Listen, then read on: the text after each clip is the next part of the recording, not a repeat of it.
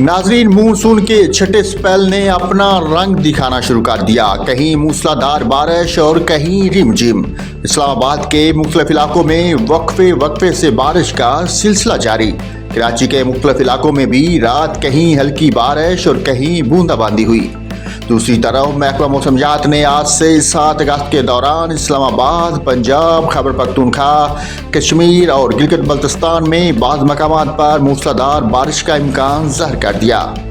6 अगस्त को बलूचिस्तान में तेज़ बारिशें मुतवक्को हैं, जबकि सिंध के साहली इलाकों में मतला जुज़वी अबरलूद रहने के अलावा हल्की बारिश या बूंदाबांदी का इम्कान है।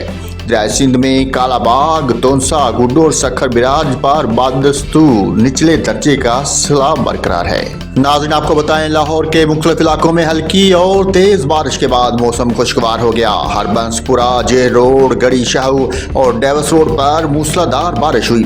लाहौर में बारिश के बाद साइन बोर्ड और छत गिरने से एक शख्स जान बहक और 4 जख्मी हो गए। लाहौर के इलाके बदामी बाग में घर की छत गिरने से 4 अफराद जख्मी हुए। रेस्क्यू ज़राए के मुताबिक हादसे में जख्मी अफराद को मलबे से निकाल लिया गया। रेस्क्यू ज़राए के मुताबिक बदामी बाग में घर की छत गिरने से 4 अफराद जख्मी भी हुए हैं। इसके अलावा गुज्जरपुरा में बारिश और तेज हवाओं के बहस साइन बोर्ड गिर गया। रेस्क्यू ज़राए के मुताबिक साइन बोर्ड गिरने के बहस एक शख्स जान बहक हुआ।